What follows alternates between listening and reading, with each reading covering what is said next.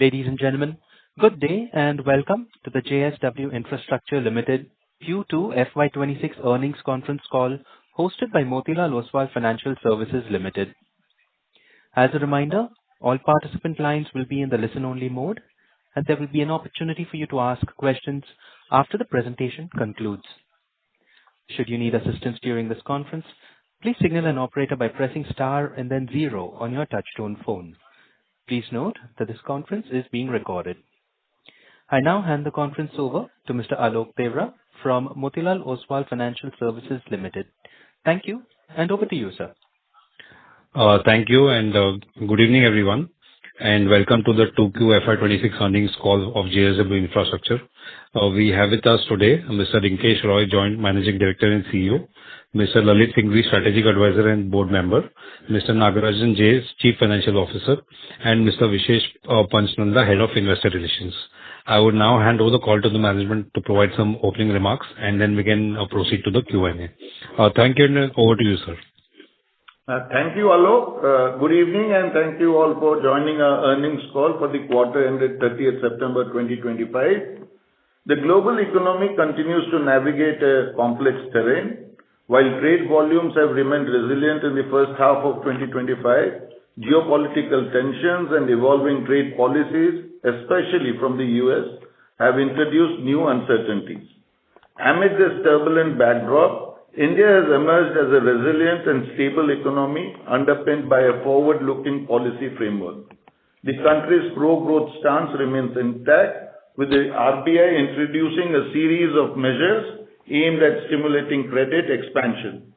With inflation under control and fiscal consolidation progressing, the RBI has revisited India's GDP growth forecast upwards from 6.5% to 6.8% for FY25-26, signaling confidence in the country's economic trajectory despite prevailing global headwinds. India's port sector remains central to its trade and infrastructure ambitions. In FY26, the government has ramped up efforts to privatize, modernize, and expand port capacity while enhancing connectivity and digitizing operations. At JSW Infrastructure, we are steadfast in our commitment to expanding our cargo handling capacity from the current 177 million tons per annum to 400 million tons per annum by FY30 or earlier. This vision is being actively pursued through a series of strategic investments and development initiatives, particularly in greenfield port projects that are set to redefine India's maritime landscape. One of the key milestones achieved this quarter was at Kenny Port in Karnataka, where we successfully concluded the public hearing in August, an important step in the regulatory approval process.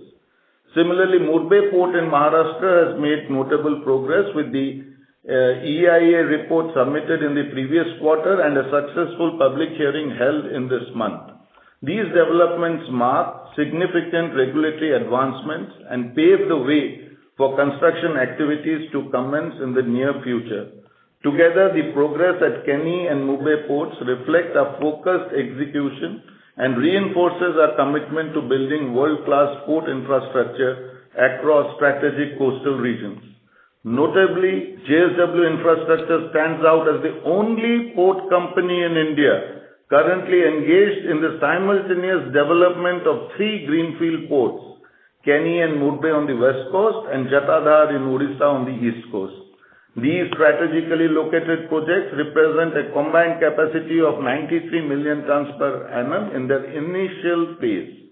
This exceptional scale of infrastructure development reflects our unwavering commitment to strengthening India's maritime capabilities and meeting the evolving demands of trade and logistics through modern, future-ready port assets.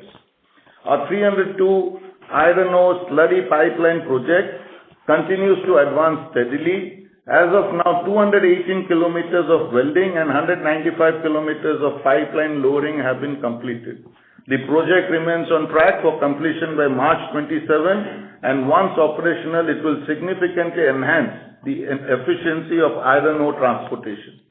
Meanwhile, the construction activities at Jatadhar Port are in full swing, with contractors mobilized at the site and 4.5 million cubic meters of dredging being already completed, with the total work completion target of March 27. At the JNPL liquid terminal, construction is nearing completion and commercial operations are expected to commence soon. Growth will also be propelled by opportunities in the privatization of terminals at major ports. As part of this strategy, we had earlier announced the receipt of a letter of award from the Shyama Prasad Mukherjee Port Authority for the redevelopment of berth 8 and mechanization of berth 7 and 8 at Netaji Subhash Dock in Kolkata. Building on this milestone, we have now signed a 30-year concession agreement to operate the container terminal, which will have a handling capacity of 6.3 million tons per annum upon completion. This redevelopment is poised to significantly enhance container handling efficiency in the region, strengthening our presence on the eastern coast and contribute meaningfully to India's growing maritime trade. In line with the logistics business expansion plans, which is anchored in a strategy to build a robust pan-India logistics network that supports seamless multimodal connectivity and enhances operational efficiency across key ports and terminals and domestic movement of cargo. We have acquired a brownfield rail siding in Kurtini, Ballari, Karnataka. The site spans over 86 acres and the facility is being transformed into a state-of-the-art multimodal logistics park featuring advanced land infrastructure, container handling systems, a rail freight terminal, and a fully equipped inland container depot. Commercial operations are expected to begin within the next 2 to 3 months with a phased ramp-up. The total capital expenditure for the project is estimated at rupees 380 crores, including rupees 57 crores for the acquisition. This investment will be deployed over the next few years to fully develop the site into a comprehensive logistics hub. On the operational front, JSW Infrastructure handled 58.2 million tons of cargo during the period April to September 25, marking a 4% year-on-year growth. This growth was significantly impacted by subdued cargo volumes at the Paradip Iron Ore Terminal, which saw a shortfall of approximately 3.4 million tons due to challenging macroeconomic conditions in the iron ore export market. In the absence of these headwinds, the company's overall growth would have been closer to 10%.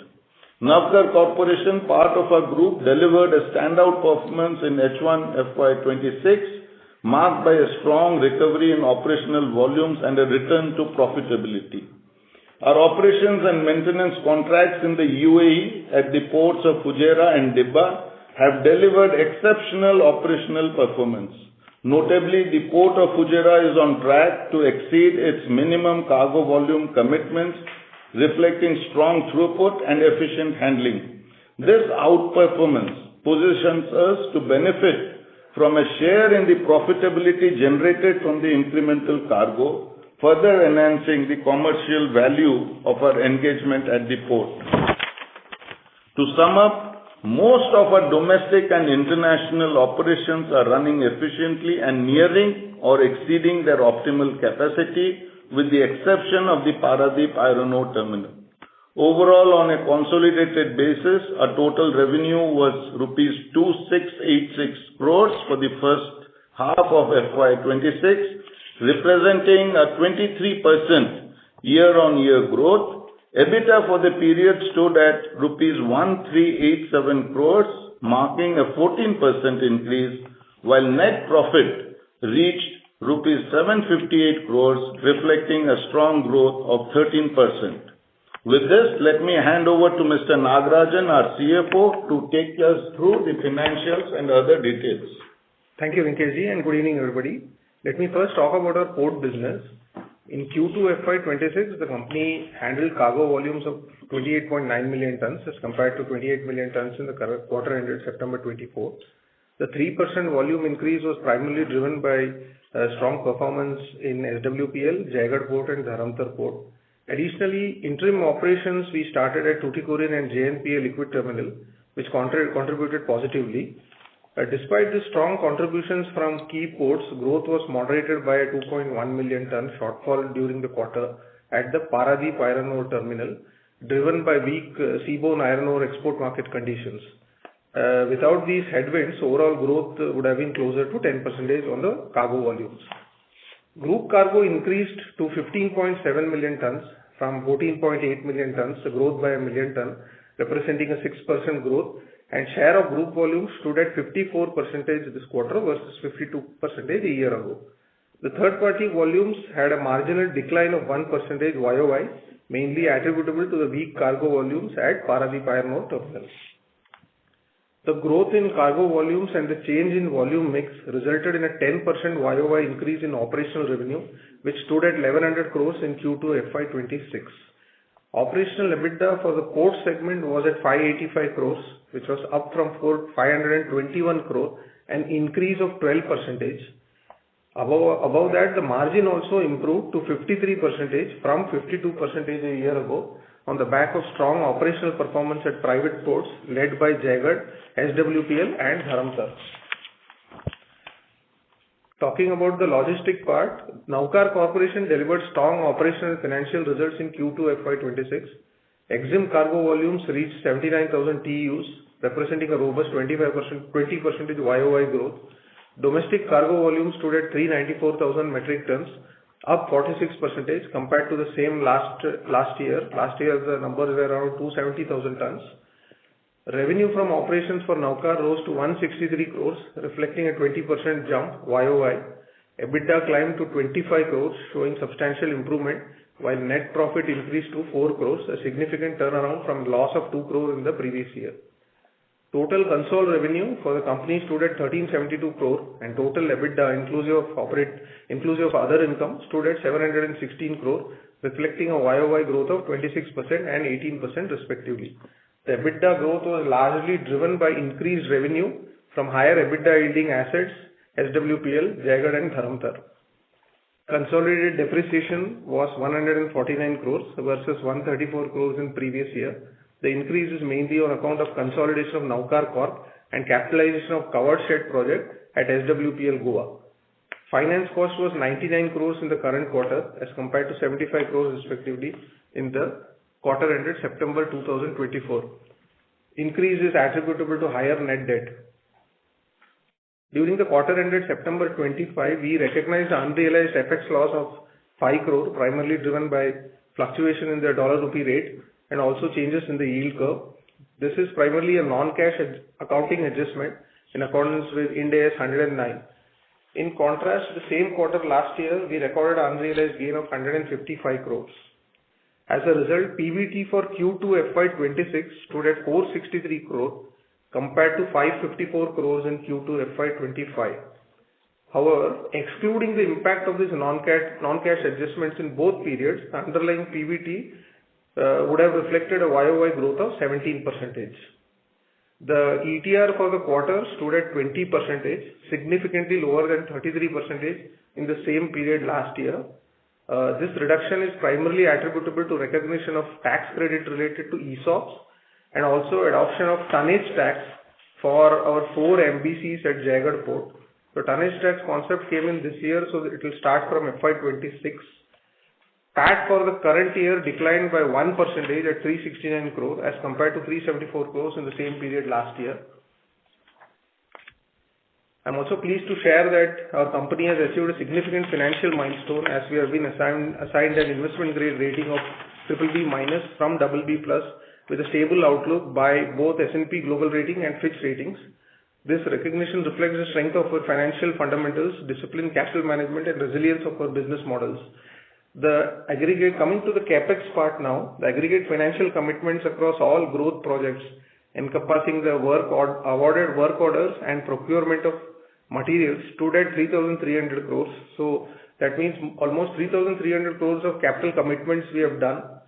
And the spend in the first half of this financial year stands at 902 crores for capex.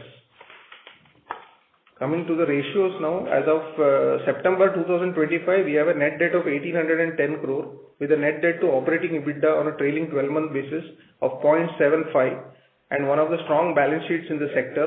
This, coupled with steadily increasing annual cash flows from the current asset base, we are well positioned to pursue a growth plan to enhance our present cargo handling capacity to 400 million ton per annum and parallelly grow our logistics business with a top line of 8,000 crores by 2030.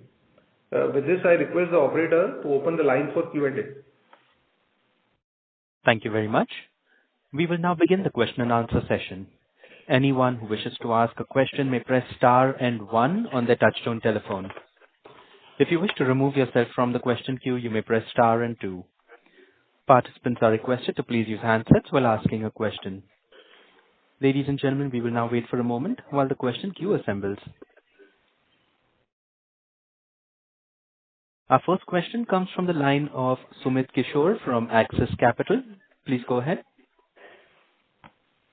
Good evening, sir, and thanks for the opportunity. My first question is in relation to your port business volumes, which have been up about 4% in the first half.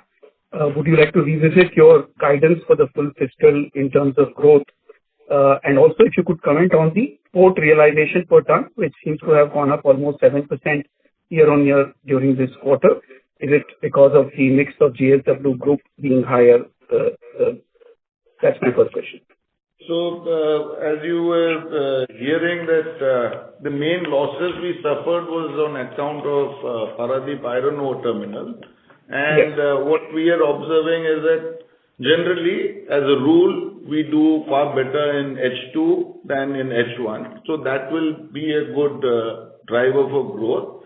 The second part would be that iron ore prices are now roughly firming up in the market, and the trends that we are observing in October is far better than what we saw in September. So, and at the same time, we are seeing a robust growth at the group level. So these three factors, what we are seeing, should help us to, have a far better growth than what we saw in H1. However, the exact numbers we are looking at, keeping these factors in mind, we're looking at something between 8 to 10%. But again, a lot of it depends on how the iron ore market will pan out in the coming days. And on the realization part, as we had explained, so that these are coming at our three major private terminals, especially at Jaigarh and Dharamtar, and also at Goa, where we are giving more additional cargo-related services. So these, even with the same volumes, we are getting a better margin on giving additional cargo-related services. So just to add to Rinkeshji's point on this second question, so almost we can say 265 crores uptick is there in the revenue from operation on a YOY basis if you look at, of which 162 crores is Navkar, so we take that out. Leftover is around 100 crores. Out of this 100 crores, 27 crores, it was primarily on account of a rate increase we have taken in SWPL as well as in Ennore Coal Terminal. So this is a permanent rate increase which will continue for the forthcoming quarters. So on account of rate increase, primarily in coal as well as on some rail kind of assets, we have taken this rate increase which is at 27 crores. Balance 68 crores is coming primarily because of the volume increase which has happened in SWPL, Jaigarh and Dharamtar port, if you look at it on a YOY basis. So these three port assets on a per ton basis, the revenue is higher as well as the EBITDA is also higher. So that's where we see that the revenue has gone up on account of these three ports giving higher volumes. Also corresponding impact has also been there on the EBITDA. Sure. This is very clear. My second question is in relation to CapEx. You mentioned that first half CapEx has been about 9.02 billion. What is the CapEx target for FY26? And if you could split it across the port and logistics business separately. Yeah, so we have given a guidance of 4,000 crores spent in the port business and 1,500 crores spent in the logistic business. So we continue with that guidance. Okay, so there's going to be a pickup second half, meaning. Yeah. So if you look at our capital commitments, it's around 3,300 crores. Already in the first half. Yes. So payouts can be a bit, few quarters here and there, but commitments have already been there. And obviously this is a group CPC cell which negotiates the credit terms. So it's always a bit stringent.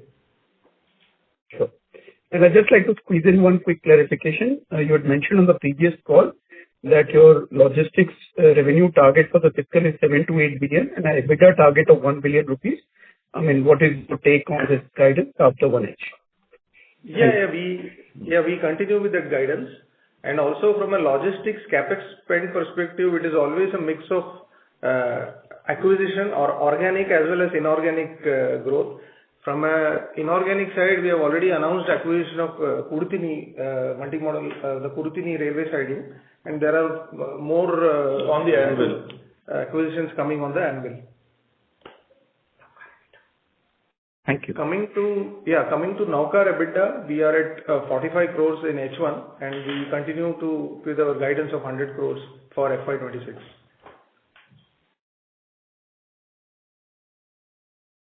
Thank you. That's all from my side. Thank you.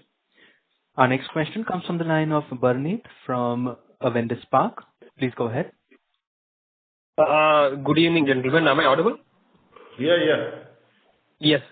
So my first question is on our upcoming asset addition in the next 2 years, like Jatadhar Port or the slurry pipeline, etc. So what is the status of these projects in terms of, say, approvals or environmental clearance or land acquisition or giving contract to the EPC contractor, etc. If you can update on the status of these projects. Thank you. Okay.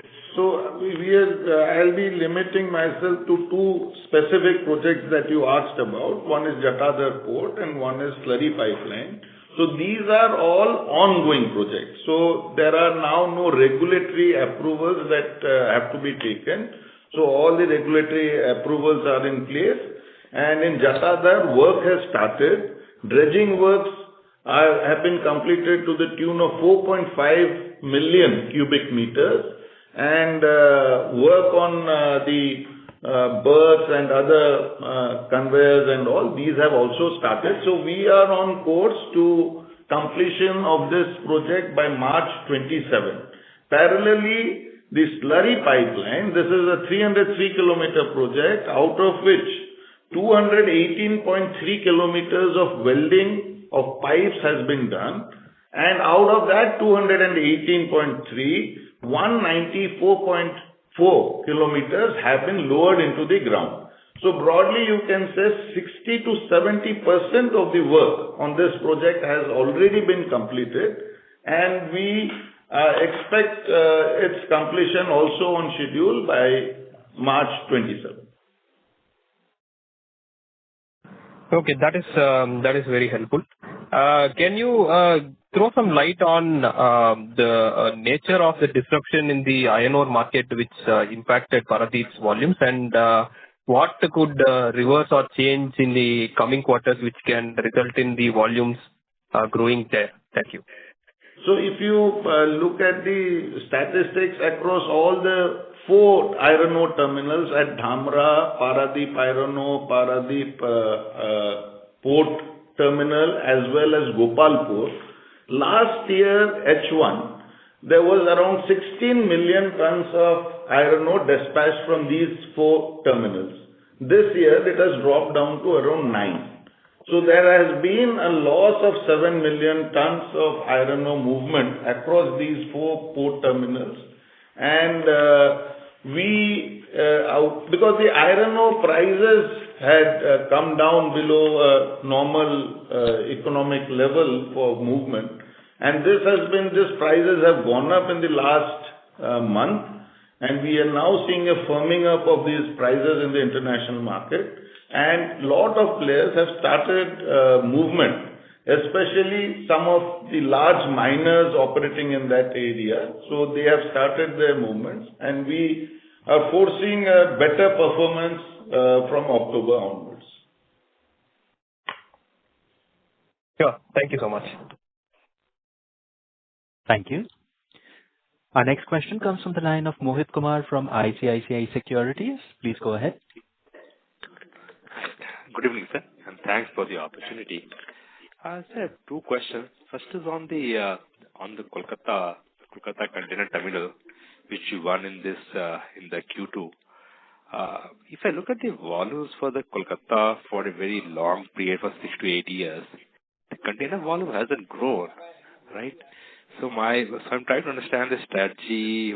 How do you see the cargo volumes here, and the capacity that should ramp up as you commission this particular asset?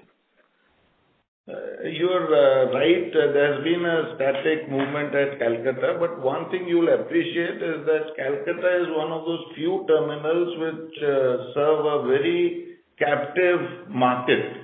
And the market they had missed out on in the last few years was the Nepal traffic, which had shifted to Visakhapatnam. And there is a trend now that with better efficiencies that we will get in, along with the port taking the right measures to improve efficiencies in and around the port logistics, we are expecting this traffic to also make a comeback back into Kolkata, and that will drive the growth further.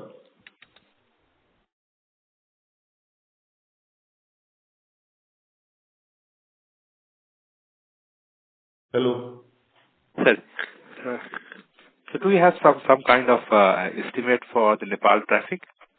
The Nepal traffic, the current estimations are that we will be getting around 30 to 40% the moment we set up the right the infrastructure, because these are currently without topside equipment. So within 18 months or so, we expect a gradual shift back into Kolkata.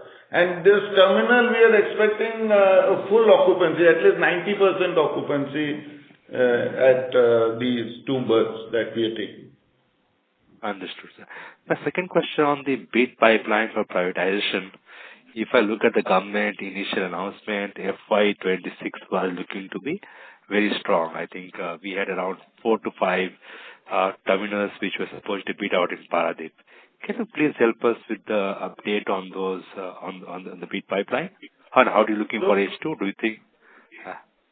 So currently, the one RFQ that's in the market is the Paradip South Key Terminal, and subsequently many other terminals in Paradip will be coming up for mechanization bids, including CQ1 and CQ2 and IOHP. So these all will be coming up, and we will be evaluating and proceeding and participating there. And are there any container terminal bid which is in the market as of now?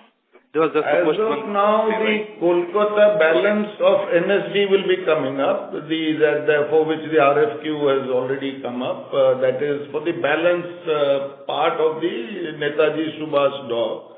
And the outer harbour in Tuticorin, that's a mega project, but that will be also coming up soon, where they'll be tweaking with the terms of the concession. So these two things will be coming up very shortly. That's our expectation. Understood, sir. Thank you, sir. Thank you, sir. And all the best. Thank you. Thanks. Thank you. Our next question is from the line of Vineet from Investec. Please go ahead. Hi, good evening, sir. Thank you for taking my questions. So a couple of questions. One is, what we understand is JSW Steel at Vijayanagar is taking some minor shutdowns, maintenance shutdowns for part of the capacity. Does that impact our volume, let's say, at Southwest or other terminals in any manner? And how much could be the impact of it? So we don't expect any impact on our volumes at either SWPL or any other location. Okay. Okay. And so secondly, if you look at Kolkata, do you expect interim operations to commence there, or volumes will only come in post 18 months once the complete mechanization is done? No, we will get interim operations in, and that also will be doing it soon. As quickly as the conditions precedent are met, we'll be starting interim operations soon. Should we expect that in the next few months, 2-3 months or so? We're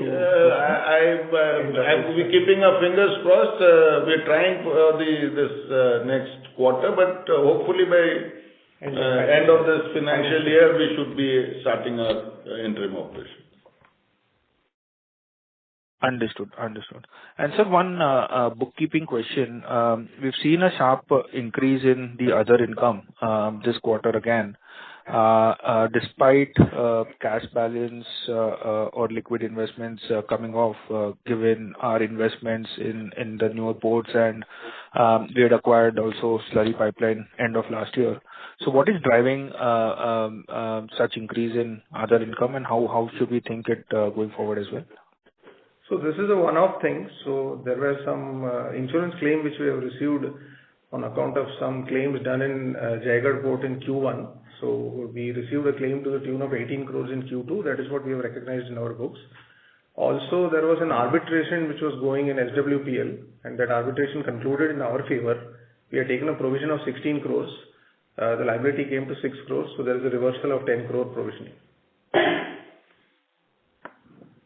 Understood. Understood. And anything other than that to be aware about, or other than that, it's all more regular? More regular stuff. These are like one-off items, two major one-off items. Understood. Understood. Okay. Thank you so much, sir. Thank you. Thank you. The next question comes from the line of Mr. Achal from Nuvama Institutional Equities. Please go ahead. Yeah, good evening. Thank you for the opportunity. Just two questions, sir. First, with respect to the tariff regime, given for our major port terminals, is there a case for the revision in tariff, or any timeline you could talk about by when you can expect market pricing? I couldn't get exactly what is it that... Achal, would you mind repeating your question, or is the tariff increase related to terminals or... Yeah, for our major port terminals, say for Ennore, for example, or Goa terminals, right? These are under these are at major ports, which are under different tariff regimes. If you look at the new regulations, the government allows free market pricing for the major port terminals as well. So I wanted to check if our terminals have also moved to free market pricing. If not, Achal, is there any expectation? Yes. Achal, this new policy is still at a draft stage, so it is not yet finalized. So once it is finalized, they will all get benefit. So so right now it is at the same tariff level. Understood. And the second, if you could give some more understanding on the 8,000 crore logistics revenue, what you mentioned by FY30, what kind of mix are you expecting from EXIM stroke domestic or road versus rail? If you could give some color in terms of organic as well as inorganic, if possible. So, just a minute. Broadly, what we are looking at, we are looking at going to a level of around 284 rakes by 2030-31. And in that, it would be close to 107 rakes of specialized rakes and 177 of container rakes. Plus, we are looking at setting up of around 24 rail terminals as well as 5 port terminals, broadly around in the range of 30 terminals by 2030. and purchase of containers along with the container train. So these would be the three main areas apart from the expenditure on terminals. So here we are looking at from the domestic, kind of CTO business. Broad numbers would come to by 5 years down the line, it would be around rakes, containers and terminals put together. It would be around 25% margin that we are looking at out of that top line. So you're saying that we essentially out of 8,000 crore, 2,000 crore from domestic business. Have I understood right, sir? By FY31? No, the mix in domestic will be slightly higher than what you're looking at in EXIM. So the breakup would be broadly, that is, it would be somewhere around 60% would be domestic and around 40% will be EXIM. And how much of the total 8,000 crore revenue would be from group cargo, group customers? So group customers, we are expecting somewhere in the range of 35% to 40%. That would be the range. Understood. And the investment is around 5,000 crore, if I remember the number right. If you could elaborate a little bit on that. No, the total capex will be 9,000. The top line would be 8,000. EBITDA would be around 25%. So of the 9,000, already 1,000 spend has happened on acquiring Navkar. Also, we have acquired Kurtini, of which we are expecting a spend of around 350 crores. So these two spends have been locked in now. Got it. That's all from my end, sir. Thank you so much. Thank you. The next question is from the line of Madhur Rathi from CCIPL. Please go ahead. Sir, thank you for the opportunity. Sir, I wanted to understand regarding current capacity utilization at Navkar, and with the 100 acres of land that we have, sir, how much can our capacity be increased over the next 3-4 in our FY30 outlook that we have?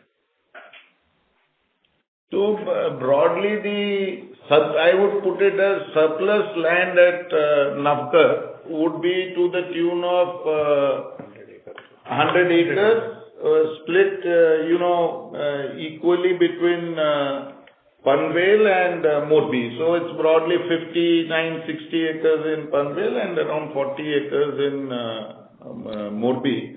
In the 60 acres that we look at Panvel, we are looking at utilizing around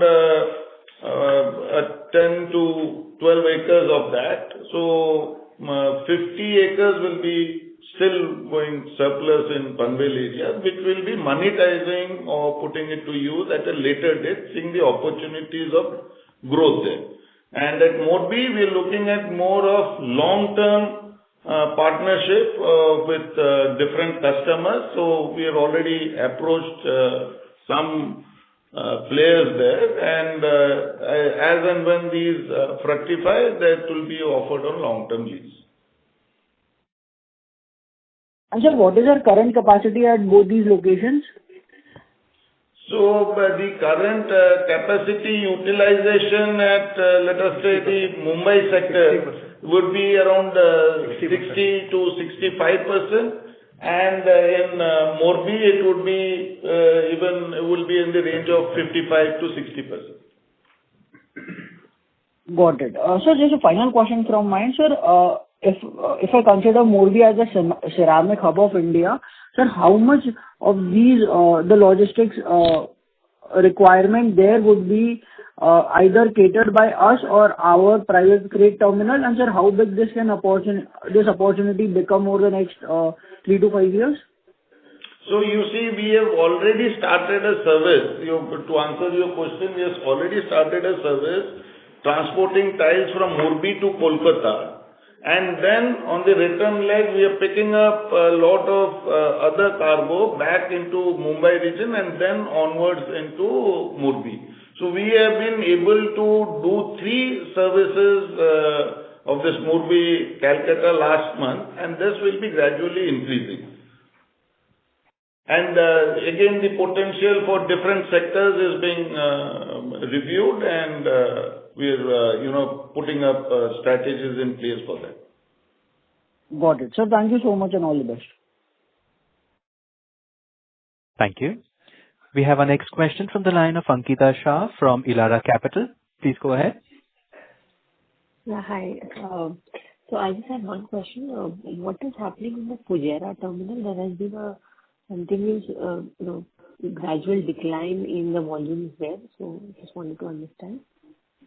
So, hi Ankita, there was a, kind of in the first half of this year, there was issue with black oil demand in that area totally. So there was more demand for white tanks than for black tanks, and the prices there also, black product prices also came down.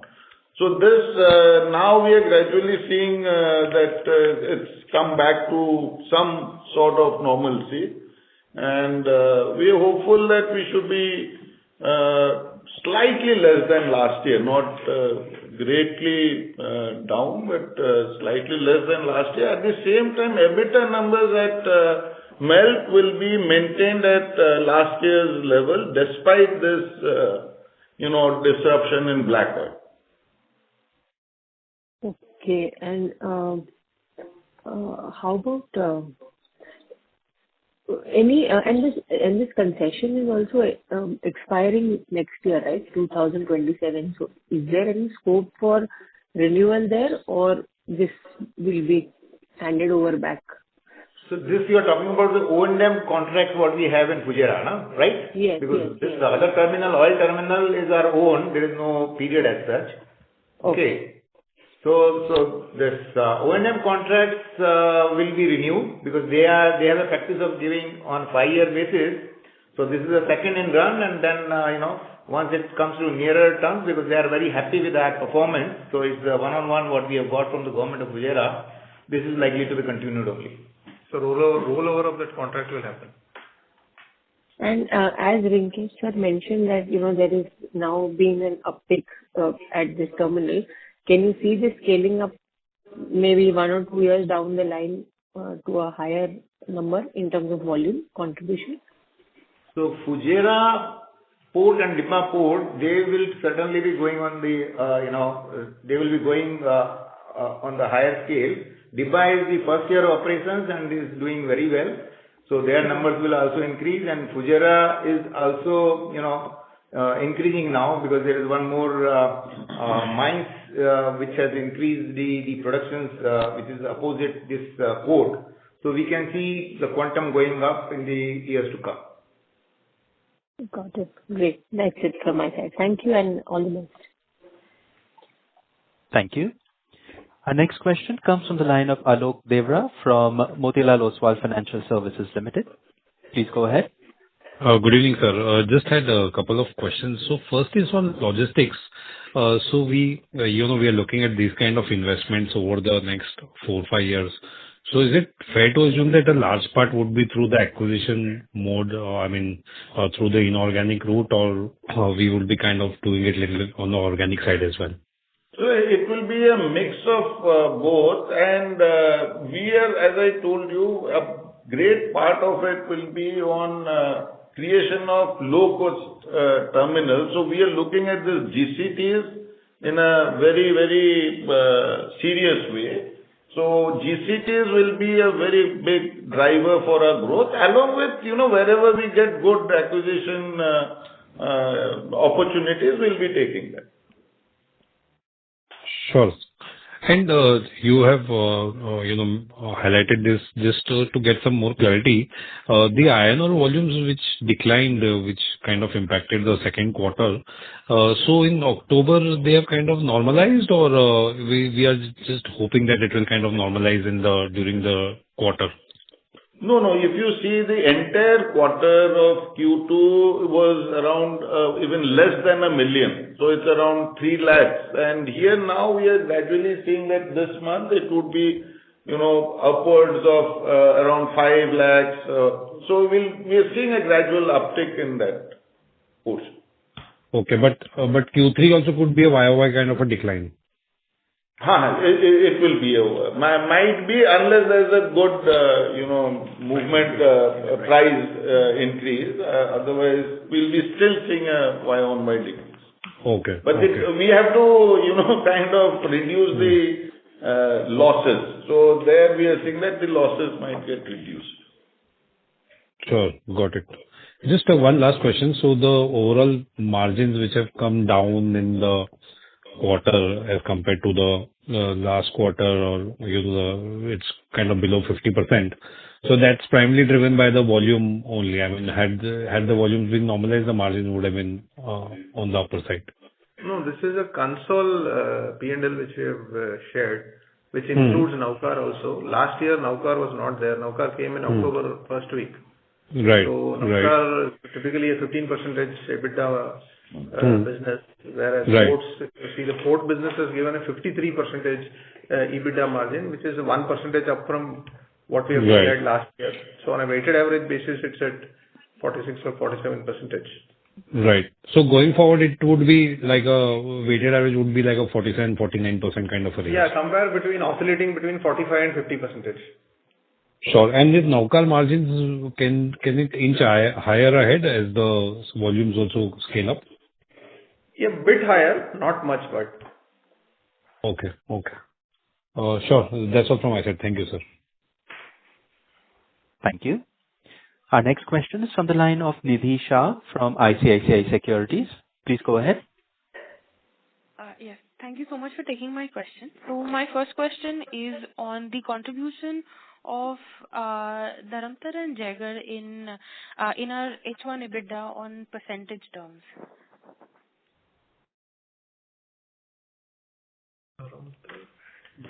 So Dharamtar and Jaigarh EBITDA margins ranges around 65 to 70%. Not the margin. I was wondering, in the console, what is the contribution of Dharamtar and Jaigarh? Maybe I can get back to you on this. It's a very number-specific question, so maybe after the call, I'll get back to you. All right. My second question, also, could you also let me know about Tuticorin? And my second question would be on the tonnage tax. So you mentioned that some tonnage tax impact was there this quarter. Where is this tonnage tax exactly coming from? So this is coming in Jaigarh Port, wherein we have 4 mini bulk carriers in operation. So overall, this year we are expecting an EBITDA of around 50 crores from those operations. So tonnage tax savings or the tax savings will be around 17 crores, which we are projecting for FY26. And my last question would be the progress of the slurry pipeline of laying down was only about 5 kilometers this quarter. Is that because of the rains, and will we see? Yeah.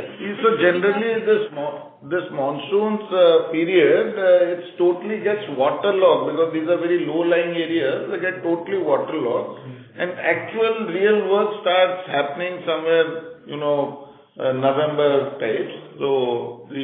But even there also we try to do the places where, there's no waterlogging. So that is the main reason. So we could see that, the progress on this would significantly. Correct. You are absolutely correct. Okay. Yes. That's it. Thank you so much. Thank you. Ladies and gentlemen, we will take that as the last question for today. I would now like to hand the conference over to the management for closing comments. Over to you, gentlemen. So, ladies and gentlemen, to conclude, I'd like to highlight that JSW Infrastructure has had a remarkable journey over the past 2 decades. Looking ahead, the future holds even greater promise as we develop 3 new greenfield ports, advance value accretive brownfield expansion projects, and scale up our logistics platform to support long-term growth. The investments and efforts we are making today are poised to deliver significant gains in EBITDA and profitability starting FY27-28. Thank you once again for your time. Wishing you and your families a joyful, prosperous, and safe Diwali. Thank you. Thanks, operator. Thank you. On behalf of Motilal Oswal Financial Services, that concludes this conference. Thank you all for joining us. You may now disconnect your lines.